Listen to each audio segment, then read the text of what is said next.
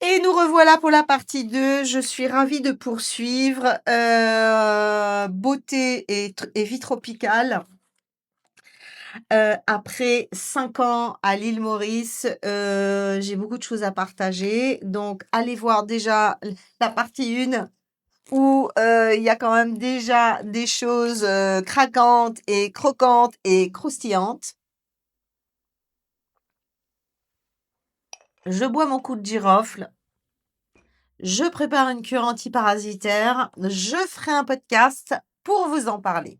Alors, de quoi je vais vous parler? Oui, alors, ça y est, je vous ai dit, transpirer H24, ne jamais se sentir fraîche, c'est, pour une femme, hein, pour une femme, c'est abominable. OK. Mais il y a aussi d'autres aspects.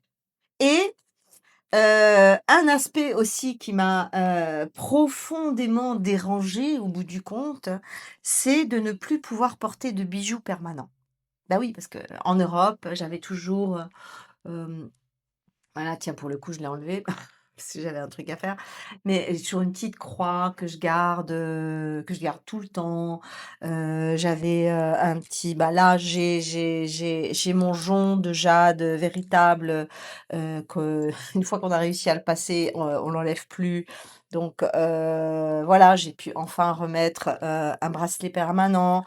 Il y a des choses, qu'on aime porter de manière permanente. Par exemple, des petites boucles d'oreilles, des petits machins, des petits bijoux. Bon, en général, j'enlève toujours mes bagues et mes bracelets le soir, mais mes colliers permanents sont, très peu nombreux. Mes bijoux permanents sont très peu nombreux, mais j'y tenais. Et à Maurice, c'est pas possible. Parce qu'à Maurice, on peut pas aller et dans la piscine, et dans la mer, et au soleil, et 4 fois par jour dans la douche avec un bijou permanent. Donc les bijoux, alors on les enlève, ben non, ça finalement, si je dois l'enlever et le remettre 50 fois par jour, non, c'est bon, je le mets plus. Là, c'est le meilleur moyen de l'oublier quelque part. OK, donc je le mets plus. Et au final, les petits bijoux permanents, ben, on n'en a plus, on n'en met plus. Parce que la vie là-bas ne permet pas. Et si jamais c'est pas de l'or ou c'est pas de l'argent et que c'est juste un truc fantaisie, eh bien, avec la transpiration excessive de la peau, le machin, il va très vite tourner. Ou alors, de toute façon, si tu le mets dans un coin, il y a une telle humidité dans l'air que de toute façon, le truc, il va pourrir parce que s'il n'est pas en or et s'il n'est pas en argent, l'humidité ambiante va lui faire sa fête. Donc, voilà. Ça, c'est encore un point, auquel on ne pense pas et qui finit par être pesant. Ça a l'air de rien, hein, c'est des trucs de filles, hein, mais je veux dire, quand on est une fille, on vit avec des considérations de filles, et puis c'est tout. Il y a pas de jugement à porter, vous, monsieur qui m'écoutez, il y a pas de jugement à porter là-dessus. C'est that's it. OK. Ensuite, les pieds. Ah, que dire? Je suis arrivée à l'île Maurice, je faisais du 38 avec des, pieds toujours propres. Mais à Maurice, on marche pieds nus. Et en général, les îles, c'est pas propre, hein. C'est-à-dire que, quand on va se balader, alors, c'est quasiment toujours en tongs, déjà. Pourquoi? Parce qu'il y a pas de trottoir plat, il y a des trous partout. Donc, le meilleur moyen de se casser une jambe, d'ailleurs je me suis fait 2 entorses et au bout de la deuxième entorse, j'ai compris, j'ai arrêté. On ne met plus de talons sur une île. En tout cas sur celle-là, hein. Après les autres, je sais pas, à mon avis, Saint-Barth, c'est peut-être plus plat, j'en sais rien. Mais là, entre la plage, les trottoirs, qui sont de travers, et les trous, ou les endroits qui sont mal pavés, eh bien, on ne peut plus mettre de talons. Et moi, j'étais une femme à talons. Je suis née avec des talons, j'ai passé ma vie avec des talons et pendant 5 ans, j'ai perdu 7 centimètres. Bah oui. Et du coup, qu'est-ce qui s'est passé? Ben, ma colonne s'est vraiment tassé parce que j'avais plus du tout le même port, j'avais plus du tout la même posture physique et que je me suis ratatinée à force d'être tout le temps, tout le temps, tout le temps dans des tongs ou dans des sandales plates qui donnent aucune allure, aucune élégance. Et bon, après, c'est mon goût, hein. Bien sûr que les spécialistes de la mode, moi je suis plus à la mode, je suis heureuse d'être ringarde. Pourquoi? Parce que ça veut dire que je mets mon fric ailleurs. Et là, je me félicite parce que je me suis toute ma vie ruinée dans mes garde-robes à suivre les tendances, à avoir 36 000 paires de trucs, de 36 000 couleurs. Et au final, j'ai plus envie. Vous savez quoi? Je suis arrivée à, je suis arrivée en Toscane, j'ai acheté 5 pulls et j'espère bien faire 5 hivers avec ces 5 pulls. J'ai plus envie de me ruiner avec cette mode qui n'a plus aucun sens pour moi. Donc, s'il vous plaît, arrêtez de me dire que vous avez déjà vu ce pull, que je devrais aller voir machin qui m'aiderait à retrouver un style. J'en ai plus rien à F. Ok? Je, à mon âge, c'est horrible de dire ça.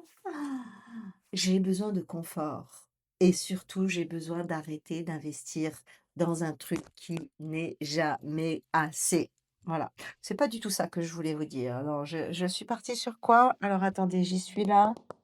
Ah oui, les pieds, les chaussures, la mode. Ok. Donc, on met plus de talons. Déjà là, pour moi, ça a fait. Ah, je dis, c'est pas possible, c'est pas possible. Et donc, plus de talons, ok.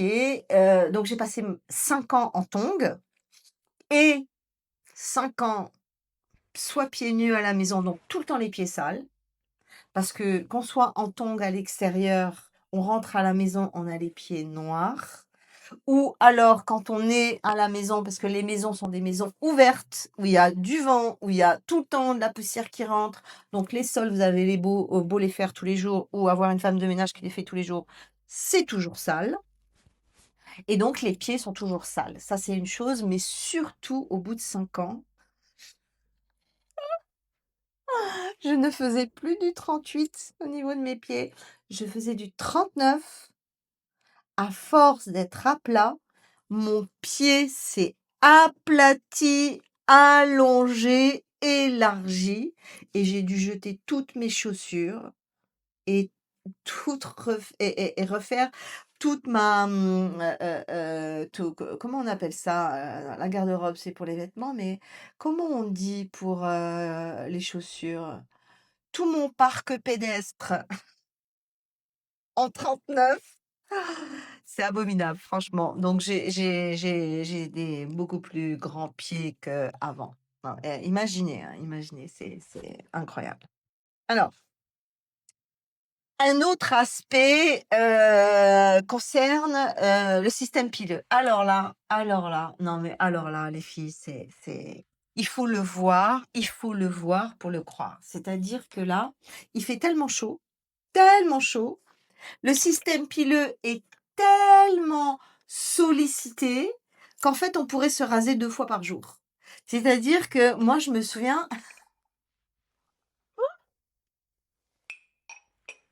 je me suis toujours dit: «Mon Dieu, j'ai de la chance, j'ai pas de poils. J'ai de la chance, j'ai pas de poils». Parce que j'ai vu tellement d'amis, souffrir d'un système pileux qui leur pourrissait la vie, quoi. Une femme qui a des poils, franchement, c'est une malédiction.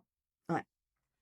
Et moi, je me suis toujours dit: «Ouf, merci mon Dieu», quoi. Je veux dire, moi, des petits poils, des tout petits poils tout fins, franchement rien. D'ailleurs, je supporte pas l'épilation, je suis trop douillette. Moi, je rase, je rase, je rase, voilà, je rase. Arrivée sur cette île, mon Dieu, j'ai eu des poils comme jamais dans ma vie, quoi. Et je me rasais, je rasais tout et le lendemain, ils étaient de nouveau là. Je dis: «Non mais c'est pas possible, moi j'étais un sort ou quoi? Je te sors du poilu». C'est C'est pas possible, c'est incompréhensible. J'ai rasé hier. Non, allez, peut-être pas hier, avant-hier. Allez, 2 jours. Mais le poil, il vit sa best life, quoi. Pour lui, c'est extraordinaire ce qui se passe. Donc la chaleur stimule la pousse du poil et là, si déjà vous avez des soucis avec ça, ben, je vous garantis que il va falloir passer par l'épilation définitive. OK. Un autre aspect, que j'ai complètement sous-estimé et qui a été à l'origine, de certains problèmes de santé pour lesquels j'ai quitté l'île Maurice. Quand j'étais en Europe, j'étais vraiment dans une dynamique de détox et notamment de détox soutenue, hein. Pour moi, la détox, c'est pas, 1 fois par an, pour moi, la détox, c'est permanente. Pourquoi? Bah, parce qu'on est intoxiné en permanence plus, donc on peut pas juste se dire, «Je fais une petite cure, de ricin, 1 semaine, au printemps et je suis OK avec ça». Non, non, non, je veux dire, on est assailli de choses qui ne devraient absolument pas être dans notre organisme, assailli. Donc ça veut dire que la détox, ça doit être permanent. Et moi, ma détox, principale, mon pilier principal, c'était le nettoyage du foie. Nettoyage du foie et vésicule biliaire. J'ai fait un mix entre Dr Clark et Moritz et je suis arrivée à un protocole très détaillé, très professionnel, extraordinaire et je le faisais, on va dire, ces 15 dernières années, je devais le faire entre 5 et 7 fois par an, OK? Tous les ans. Donc j'avais une bonne détox du foie, voilà. Et arrivé à Maurice, bah, plus de détox du foie, il fait trop chaud. Il fait trop chaud pour ne pas boire pendant 24 heures. Il fait trop chaud pour, être mal, rester un peu dans un univers, fermé parce qu'il faut rester près des toilettes, après le nettoyage. Faut pas prévoir ci, faut pas prévoir ça. Enfin, je veux dire, tout d'un coup, cette vie, au soleil, à la grosse chaleur, bah, ne matchait plus avec mes habitudes de détox et du coup, ben, la première année, j'en ai fait 2, la deuxième année, j'en ai fait un, puis après j'en ai plus fait, quoi. Et passer de 7 nettoyages par an à plus rien, bah, mon corps, il a pas aimé du tout. Et c'est là que j'ai vraiment mesuré l'importance de ce foutu nettoyage du foie et c'est une des raisons pour lesquelles je suis aussi revenue en Europe, c'est pour pouvoir reprendre une hygiène de vie liée à la détox qui ne soit pas, compliquée, qui ne soit pas, traumatique, qui ne soit pas dérangeante. Parce que ne pas avoir nettoyé mon foie pendant des années ou l'avoir fait genre, 1 fois par an et encore, même pas, c'était trop compliqué de pas boire, dans ce nettoyage, on doit pas boire pendant trop longtemps et quand il fait trop chaud, on ne peut pas ne pas boire. OK. Enfin bref, je trouve de très bonnes excuses, mais en vérité, je n'en ai pas et le fait d'avoir engorgé mon foie, ça a créé tout un on va dire, toute une série, d'impacts sur, les autres organes, sur le métabolisme, sur ceci, sur cela. Enfin bref, je suis arrivée sur cette île en pleine forme. Je venais de faire le bilan, des 50 ans. Moi, je l'avais fait à 52. Je suis arrivée à Maurice à la fin de mes 52, donc je venais il y a 6 mois de faire un bilan, incroyablement, nickel et j'en ai refait un juste avant de partir et là, c'était loin, loin, loin, loin d'être le cas. Donc voilà, voilà et je termine avec le dernier aspect qui est pour moi le plus difficile. Bon, OK, j'ai pas fait mes nettoyages du foie, mais ce qui a été très dur pour mon corps, pour mon visage, pour ma ménopause parce que, bah, l'arrivée à Maurice, c'était aussi ça coïncidait aussi avec ma ménopause, donc bien entendu que ma ménopause a aussi pesé, là-dessus. Mais la chose qui pour moi est la plus compliquée à supporter dans ces pays chauds, c'est le taux d'humidité. Un pareil taux d'humidité va vraiment, être très mal, géré par la rate et quand la rate a trop d'humidité à gérer dans le corps, bah, elle fait ce qu'elle pleut. Oui, bah, justement, elle pleut, c'est-à-dire que, bah, elle laisse toutes ses taux en suspens dans l'eau et elle n'arrive plus du tout à la gérer parce que en médecine chinoise, c'est son travail. Donc on est là sur un truc qui est, heu, c'est ingérable. On a beau dire: «Oui, pour stimuler la rate, alors faudra aller manger ça, faire ci, faire ça». Oui, mais non, non, non, pas quand la rate est dans un tel environnement H24, 7 sur 7, 12 sur 12, où elle n'en peut plus de cette humidité. Donc ça fait de la rétention d'eau dans les jambes, dans les bras, dans le visage. Je suis partie de Maurice, j'avais l'air d'une poupée russe, quoi. Il manquait encore un petit truc et pour éclater. Et là, au bout déjà de 4 mois en Toscane, ça y est, ouf, j'ai dégonflé. Ouf, ouf, j'ai dégonflé. J'avais des poches de malade les derniers 6 mois. Je n'arrivais plus, mon corps n'arrivait plus à gérer toute cette humidité ambiante. Et on a beau faire ci, prendre des draineurs, faire ça. Oui, ça aide un peu, mais on ne peut pas combattre un environnement, une épigénétique aussi délétère. Et nous, les femmes européennes, nous savons que nous avons une petite rate, c'est-à-dire une toute petite énergie de rate. On n'a pas des rates puissantes comme par exemple les pays asiatiques où là, dès qu'ils sont bébés, on va leur fortifier la rate. Dès qu'ils sont bébés, on va les mettre dans des environnements parce qu'on sait que la rate est un organe d'une importance majeure. Et nous, on sait même pas où elle se trouve, la rate. Donc, rien n'est fait dans ce sens. Donc voilà, la problématique principale de ces vies tropicales, c'est la rétention d'eau, mes beautés d'amour. La rétention d'eau, si déjà vous êtes sujette à ça en Europe, si vous passez, plus d'un mois dans un pays tropical, je vous assure que vous allez devoir payer cette addition. Et c'est pas pour rien qu'il y a beaucoup de gens qui décident d'aller dans un pays tropical vivre et une fois passé les 3 semaines, de merveilles, d'émerveillement permanent parce que c'est vrai, c'est un émerveillement permanent l'île Maurice, c'est beau. Enfin, le littoral, le bord de mer. Après, à l'intérieur, c'est complètement autre chose. On aime ou on n'aime pas.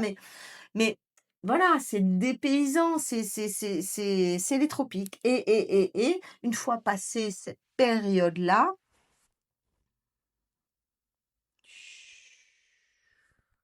voilà. Donc, oui, alors, je quelle heure est-il? Est-ce que je peux dire ouais, allez, encore un petit mot. Il y a un autre aspect que j'ai pas noté sur ma feuille, mais qui me vient là, tout de suite et que je veux quand même aborder, hein.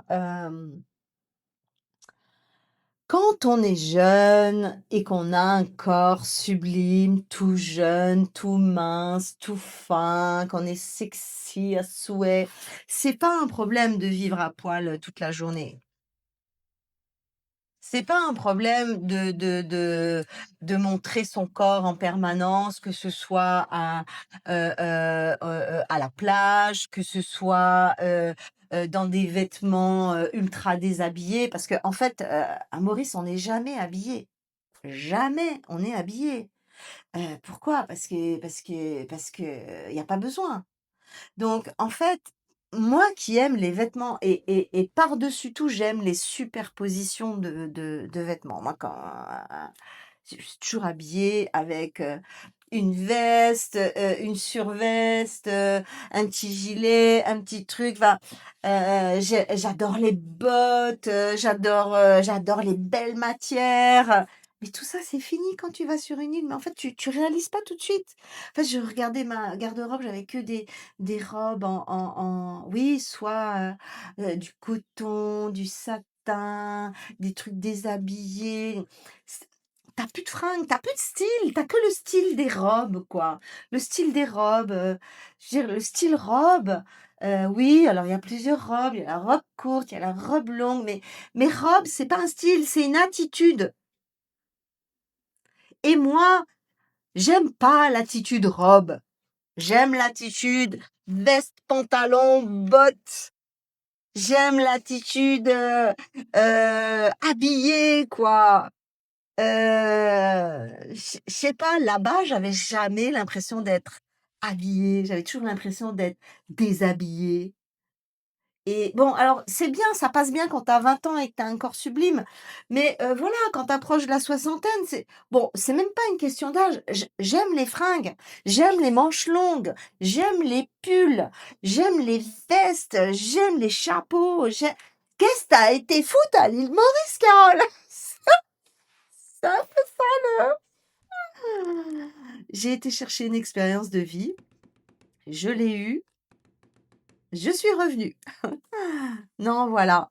Je voulais vraiment vous partager ça. Aussi pour moi, c'est une façon de déposer quelque chose.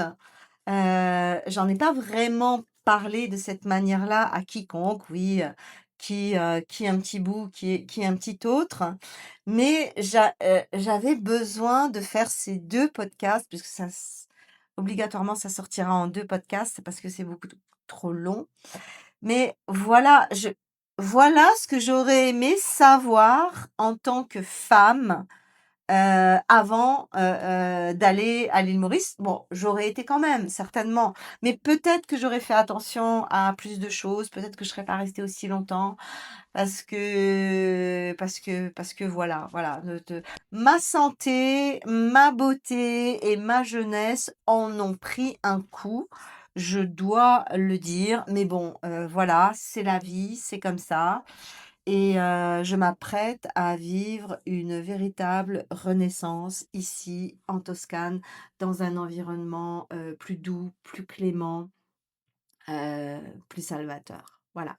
Bon, je vous ai parlé de tout un tas de choses, mais mon job, c'est beauté, santé holistique. Je suis une spécialiste de l'anti-âge au naturel et je suis persuadée que je peux faire quelque chose pour vous. Venez me rejoindre sur mon canal Telegram, on en parle. Des bisous.